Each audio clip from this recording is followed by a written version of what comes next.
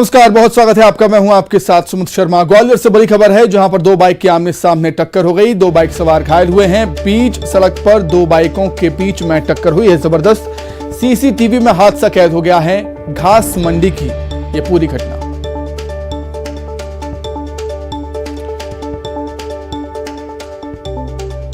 ग्वालियर से खबर आपको बता रहे हैं, जहां पर दो बाइक आमने सामने से भिड़ गई, आमने सामने से टक्कर हुई है। बाइकों में दो बाइक सवार घायल हुए हैं। बीच सड़क पर ही दो बाइकों के बीच में टक्कर हो गई है और ये घटना वहां लगे सीसीटीवी कैमरे में कैद हो गया। अधिक जानकारी के लिए हम बातचीत करेंगे। संवाददाता सुशील कौशिक हमारे साथ जुड़ गए हैं फोन पर। सुशील, निश्चित तौर पर लापरवाही बाइक सवार की नजर आती है, जल्दबाजी के चक्कर में ये टक्कर। बिल्कुल, देखिए ये अगर देखें तो इस तरह से दो घटनाक्रम सामने आए हैं। ग्वालियर के घास मंडी इलाके का ये पूरा वाकया है, जहां एक बाइक सवार ने तेज बाइक चलाते हुए दूसरी बाइक को टक्कर मारी है और इसी तरह से ये एक जो बाइक सवार है वो एक युवती को भी टक्कर मारकर भागा था। तो इस तरह से अगर देखें तो ये दो बाइकों की टक्कर है और इसके अलावा एक युवती को भी इसी बाइक से टक्कर लगी है। तो कहीं ना कहीं बेहद तेज गति में बाइक होने के चलते जब ये टक्कर हुई तो इसमें दोनों घायल हुए हैं गंभीर रूप से। और इस घटना के बाद दोनों जो घायल हैं उनको अस्पताल ले जाया गया है इलाज कराने के लिए। एक युवती जो है उसको भी चोट लगी है और ये घटना जो है ग्वालियर थाना क्षेत्र के घास मंडी इलाके की है, जिसके सीसीटीवी सामने आए हैं। ठीक है सुशील, बहुत शुक्रिया तमाम जानकारी के लिए। ग्वालियर से ही खबर है, जहां पर आवारा पशु ने हमला कर दिया है बच्चे पर। सड़क से गुजर रहे बच्चे पर हमला कर दिया आवारा पशु ने। हमले में बच्चा घायल हो गया। बच्चे को अस्पताल में एडमिट किया गया है। बच्चे पर हमले की घटना सीसीटीवी कैमरे में कैद हुई है।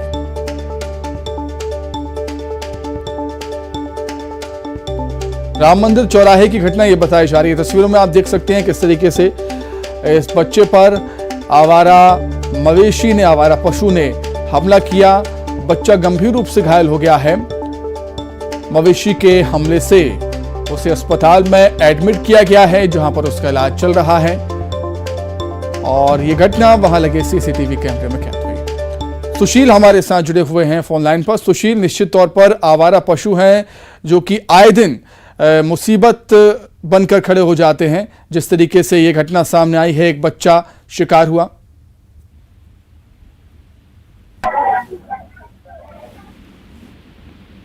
सुशील, मेरी आवाज आप तक पहुंच रही है क्या?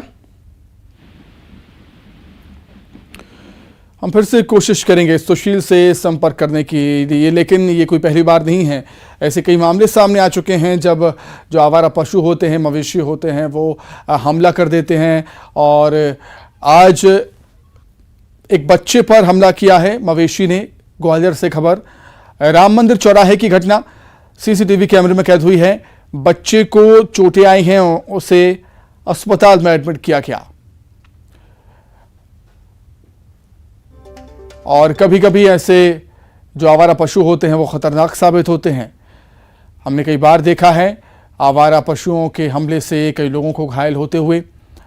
और इसी कड़ी में एक बच्चा आवारा मवेशी पशु का यहाँ पर शिकार हुआ, हमले का शिकार हुआ है और गंभीर रूप से ये बच्चा घायल हो गया है।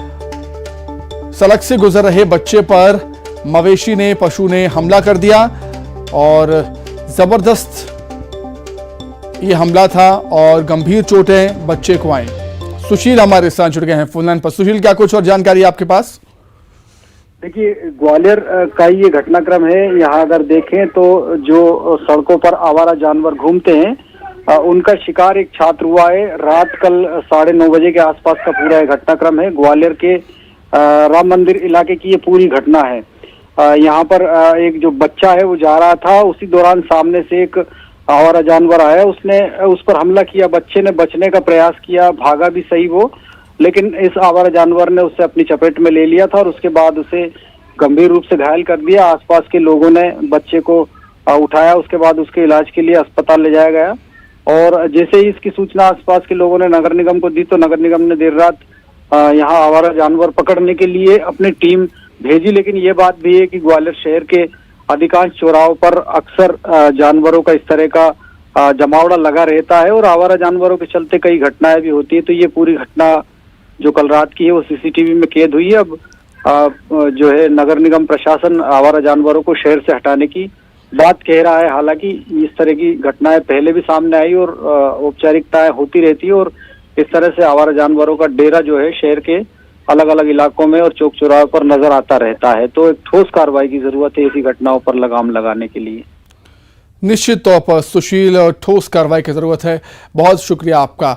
अब आपको सीधे राजधानी भोपाल ये चलते हैं जहां पर कांग्रेस का प्रदर्शन हो रहा है। सड़कों पर उतरे हैं कांग्रेसी, झड़प हुई है पुलिस से, वाटर कैनन का इस्तेमाल किया गया और भीड़ को कंट्रोल करने के लिए, तितर बितर करने के लिए। ये देखिए तस्वीरें, कांग्रेसी कार्यकर्ता हैं वो भिड़ गए हैं पुलिस से। अधिक जानकारी के लिए हम बातचीत करेंगे। वासु हमारे साथ जुड़ गए हैं फोन लाइन पर। वासु, तस्वीरें बताती हैं कि काफी आक्रोशित नजर आते हैं कांग्रेसी कार्यकर्ता। वासु, बिल्कुल देखिए जिस तरीके से कांग्रेस राजभवन की ओर कूच करने गई थी और कांग्रेस को बैरिकेड्स लगा के भोपाल का जो रोशनपुरा चौराहा है यहाँ पर रोक दिया गया है। और आप देख सकते हैं कांग्रेस के जो कार्यकर्ता है वो अभी भी यहाँ पर संघर्ष कर रहे हैं और कांग्रेसी कार्यकर्ताओं और पुलिस के बीच ये एक्सक्लूसिव तस्वीरें हैं। बहुत बड़ी झड़प यहाँ पे कांग्रेसी कार्यकर्ताओं और पुलिस की बीच आप देख सकते हैं। पहले वाटर कैनन चलाई गई और अब बलपूर्वक यहाँ पे जो कांग्रेस के कार्यकर्ता है उनको रोकने की, उनको हटाने की यहाँ पे जो कोशिश है वो की जा रही है। ये देखो क्या कर रहे हैं, हम बेरोजगार क्यों आवाज उठा रहे, कोई गुंडों की तो नहीं उठा रहे, भ्रष्टाचारियों के खिलाफ आवाज उठा रहे, महिला और आदिवासियों का जोधपुर में उसके खिलाफ आवाज उठा रहे और ये लोग गुंडों की तरफ पेश आ रहे। जारी रहेगी और लड़ी रहेगी।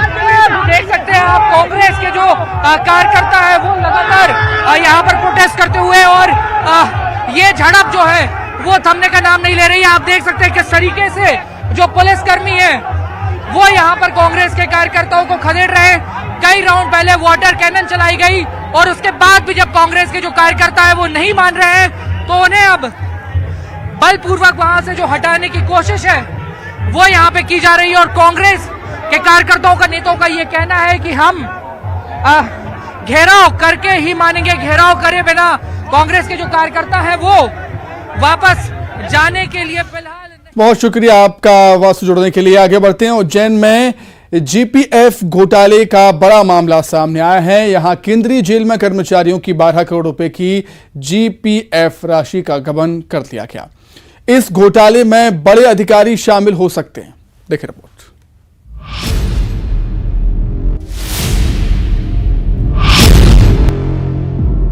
जीपीएफ यानी जनरल प्रोविडेंट फंड, नौकरी के दौरान कर्मचारी इसमें पैसे जोड़ते हैं। रिटायरमेंट के बाद ये पैसे उनके बहुत काम आते हैं। लेकिन उज्जैन केंद्रीय भैरवगढ़ जेल के कर्मचारियों की जीपीएफ की राशि में भी भांजी मार दी गई। जेल में जीपीएफ की राशि के गबन का बड़ा मामला सामने आया है और शायद ये प्रदेश ही नहीं देश का सबसे बड़ा जीपीएफ घोटाला है। गबन की राशि 12 करोड़ रुपए बताई जा रही है। देखिए, जेल प्रहरी, 2 जेल प्रहरी है, उनका जो भविष्य निधि खाता है उसके भविष्य निधि खाते का जो पैसा है उनके बैंक अकाउंट में न जाकर किसी अन्य जो बैंक अकाउंट से उसमें गए। इसी पर मामला जो प्रथम दृष्टया थाना भैरवगढ़ में इसको 420 का पाए जाने पर इसे अपराध पंजीबद्ध किया गया। इस मामले में कलेक्टर ने ट्रेजरी अधिकारी के जरिए जेल बाबू रिपुदमन के खिलाफ धारा 420 के तहत प्रकरण दर्ज करवाया है। एएसपी का कहना है कि आरोपी बाबू की तलाश की जा रही है, बैंक डिटेल खंगाले जा रहे हैं। प्राथमिक जांच में प्रहरी एस के चतुर्वेदी के भविष्य निधि खाते से 12 लाख रुपए की राशि और प्रहरी उषा कौशल की 10 लाख रुपए की राशि निकाली गई है। ऐसे कई कर्मचारियों के जीपीएफ की राशि निकाली गई है। जेल के बाबू पर यह आरोप है कि उसने कर्मचारियों के खाते से रुपए निकालकर बैंक खाते में ट्रांसफर करवा लिए। ऐसे कई कर्मचारी जिन्हें पता ही नहीं चला और उनके आवेदन के बिना उनकी जीपीएफ की राशि अन्य खातों में ट्रांसफर हो गई। इस पे अग्रिम विवेचना जारी है। उसके बाद फिर बैंक डिटेल्स लिए जाएंगे कि किन बैंक अकाउंट्स में खाते में पैसे गए हैं। उसके बाद फिर जो अग्रिम कार्रवाई है वो विवेचना में की जाएगी। इस पूरे मामले में और भी बड़े लोग शामिल हो सकते हैं। ये गबन बिना डीडीओ के साइन के नहीं हो सकता। डीडीओ खुद जेल अधीक्षक हैं। तो ऐसे में सवाल ये कि इस गबन में जेल अधीक्षक भी शामिल है। जीपीएफ की प्रक्रिया अब ऑनलाइन हो चुकी है। तो अगर इतने बड़े स्तर पर फर्जीवाड़ा किया जाता है तो ये पूरी गैंग का काम है। घोटाले में बड़े अधिकारियों की संलिप्तता हो सकती है। अजय कुमार पटवा, न्यूज 18 उज्जैन। चलिए, अधिक जानकारी के लिए हम सीधे उज्जैन का ही रुख कर देंगे। अजय पटवा हमारे साथ जुड़ गए हैं इस समय लाइव। अजय, 12 करोड़ रुपए एक बहुत बड़ा अमाउंट होता है। उज्जैन में जीपीएफ की राशि का ये खेल ये बताता है कि ये मामला काफी गंभीर है।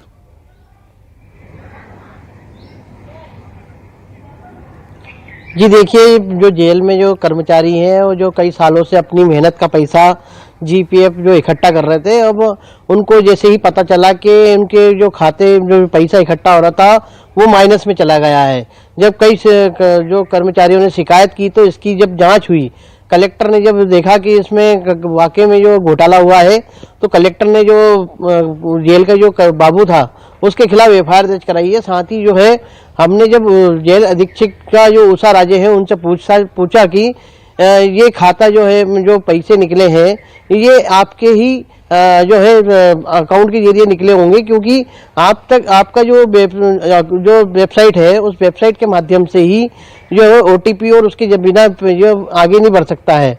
तो उषा राजे ने खुद कबूला है कि जो लॉगिन पासवर्ड आईडी जो था वो बाबू के पास था और उसी के जरिए ये जो है घोटाला हुआ है। और अभी जो है जो बाबू था उसके खिलाफ जैसे ही ये एफआईआर दर्ज हुई तो वो तत्काल उसके परिवार के साथ जो है फरार हो गया है। अभी फिलहाल जो है पुलिस इस पूरे मामले में जांच कर रही है और पुलिस का ये मानना है कि इसमें कई लोग सम्मिलित हो सकते हैं। अभी फिलहाल पुलिस जो है आज बैंक गई थी, बैंक में जो खाते हैं उनको खंगाले गए हैं। साथ में ट्रेजडी भी गई है, ट्रेजडी में जो कितने लोगों के साथ घोटाला हुआ है इस सब विषयों पर जो है पुलिस जांच कर रही है और फरार बापू की जो है बाबू जो फरार है उसकी तलाश की जा रही है। वाली बात होगी, जांच के बाद ही पर्दाफाश होगा आखिर सच क्या है। बहुत शुक्रिया आपका जुड़ने के लिए।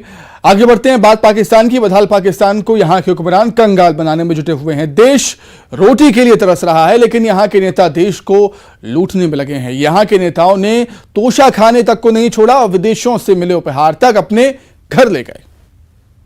कंगाल पाकिस्तान,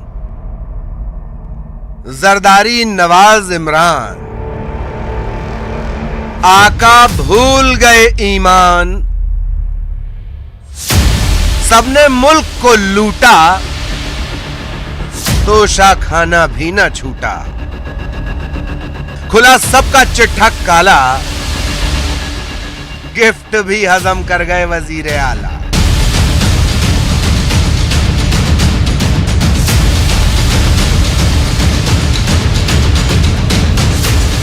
पाकिस्तान के नेता एक बार फिर कटघरे में हैं। एक बार फिर पाकिस्तान के हुक्मरानों के भ्रष्टाचार की पोल खुली है। देश को गरीबी के गर्त में धकेलने वाले, रोटी का मोहताज बनाने वाले, आतंक का पनाहगाह बनाने वाले नेताओं ने तोशा खाना तक को नहीं छोड़ा। तोशा खाना यानी वो जगह जहां विदेशों से मिले उपहारों को जमा किया जाता है। प्रधानमंत्री अगर उपहार अपने पास रखना चाहें तो उन्हें उसका मूल्य चुकाना होता है। इन गिफ्ट की नीलामी भी की जा सकती है। नीलामी से मिला पैसा सरकारी खजाने में जाता है। ये कह सकते हैं कि प्रधानमंत्री को मिले उपहार देश की संपत्ति हैं, लेकिन पाकिस्तान के हुक्मरानों ने ये गिफ्ट्स तक हजम कर लिए। इसका खुलासा खुद पाकिस्तान की सरकार ने किया है। पाकिस्तान की सरकार ने देश के राष्ट्रपति, प्रधानमंत्रियों के साथ पब्लिक ऑफिस होल्डर्स को मिले विदेशी गिफ्ट्स की लिस्ट तक जारी की है। इस लिस्ट ने इमरान खान, आसिफ अली जरदारी, नवाज शरीफ जैसे नेताओं की पोल खोल दी है। इन्होंने कैसे देश की संपत्ति इन उपहारों तक की लूट की है, इसका खुलासा हुआ है। ये दस्तावेज बताते हैं कि ज्यादातर उपहार बिना पैसे दिए रख लिए गए। शहबाज सरकार ने तोशाखाना गिफ्ट का 466 पन्नों का रिकॉर्ड सरकारी वेबसाइट पर डाला है। इसके मुताबिक पूर्व पीएम इमरान खान को 8.5 करोड़ पाकिस्तानी रुपए की एक सोने की घड़ी, 56 लाख की कफलिंग, 15 लाख का पेन और 85 लाख की अंगूठी मिली थी। पूर्व पीएम ने इसके लिए सिर्फ 2 करोड़ रुपए दिए थे। पूर्व राष्ट्रपति आसिफ अली जरदारी की बात करें तो उन्होंने 5.7 करोड़ रुपए की BMW 760 Li कार और 5 करोड़ रुपए की टोयोटा लेक्सस LX 470 कार महज 1.6 करोड़ रुपए में खरीद ली। पूर्व प्रधानमंत्री नवाज शरीफ ने 2013 में 11 लाख रुपए की रोलेक्स घड़ी, 25,000 रुपए के कफलिंग और पेन और 15,000 रुपए के कुवैत सेंट्रल बैंक के 4 स्मारक सिक्के अपने पास रख लिए। ये दस्तावेज बता रहे हैं कि पाकिस्तान के नेता किस तरह भ्रष्टाचार में डूबे हैं। देश बदहाली के दौर से गुजर रहा है, लोग रोटी तक के लिए तरस रहे हैं, लेकिन यहाँ के हुक्मरान देश को लूटने में लगे हैं। Bureau report, news 18।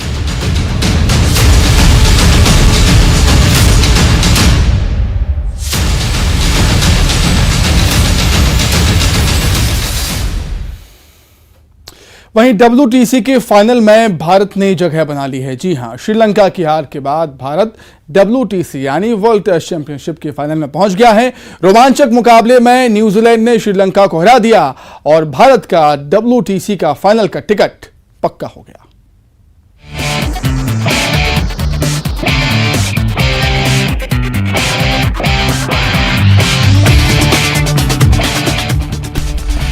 Test cricket में भारत ने एक बार फिर से इतिहास रच दिया है और लगातार दूसरी बार WTC के फाइनल में जगह बनाने में कामयाब हुआ है। श्रीलंका की हार के बाद WTC यानी वर्ल्ड टेस्ट चैंपियनशिप के फाइनल में भारत पहुंच गया है। खिताबी मुकाबला ऑस्ट्रेलिया से जून में होगा। WTC के एक अहम मुकाबले में न्यूजीलैंड ने श्रीलंका को 2 विकेट से हरा दिया। इसके बाद टीम इंडिया का रास्ता साफ हो गया। WTC टूर्नामेंट की टेबल में ऑस्ट्रेलियाई टीम टॉप पर है, वहीं भारत ने दूसरे नंबर पर जगह पक्की कर ली है। आइए एक नजर डालते हैं WTC में भारत के प्रदर्शन पर। इंग्लैंड के खिलाफ 4 टेस्ट की सीरीज 2-2 से बराबर रही। न्यूजीलैंड को 2 टेस्ट की घरेलू सीरीज में 1-0 से हराया। साउथ अफ्रीका के खिलाफ 3 टेस्ट की सीरीज में 1-2 से हारे। श्रीलंका को 2 टेस्ट की घरेलू सीरीज में 2-0 से हराया। बांग्लादेश को 2 टेस्ट की सीरीज में 2-0 से क्लीन स्वीप किया। ऑस्ट्रेलिया के खिलाफ जारी 4 टेस्ट की घरेलू सीरीज में 2-1 से आगे हैं।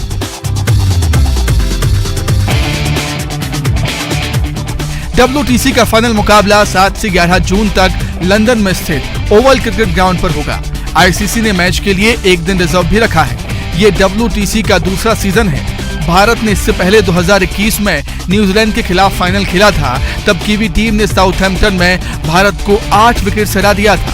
श्रीलंका के हारने से टीम इंडिया को फायदा हुआ है। श्रीलंका न्यूजीलैंड के खिलाफ पहला टेस्ट हार गया। इस वजह से पॉइंट्स टेबल में उसके 48.48% पॉइंट्स हो गए हैं। भारत को फाइनल में पहुंचने के लिए 2 टेस्ट में किसी एक में श्रीलंका की हार या ड्रॉ की जरूरत थी। न्यूजीलैंड ने लंकाई टीम को परास्त कर भारत को बड़ी खुशी दे दी है। अब भारत और ऑस्ट्रेलिया के बीच चौथे टेस्ट मैच के नतीजे का कोई असर WTC के समीकरण पर नहीं पड़ेगा। Bureau report, news 18। आगे बढ़ेंगे। उज्जैन स्थित महाकालेश्वर मंदिर के सहायक पुजारी के 17 साल के लड़के का निधन हो गया। बताया जा रहा है कि कल महाकाल की गेर में तलवार घुमाने के बाद उसे साइलेंट अटैक आया और उसकी मौत हो गई। मौत के कुछ देर पहले महाकाल की गेर में तलवार घुमाने का वीडियो भी सामने आया।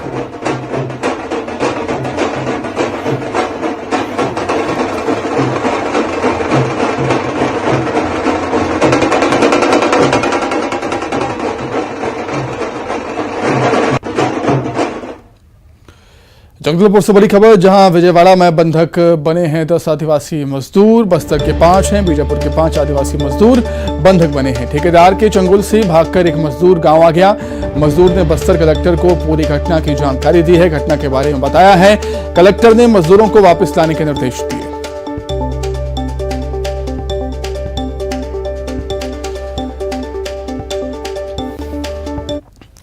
इसी के साथ ही फिलहाल इस वक्त में इतना ही। खबरें लगातार जारी है। नमस्कार।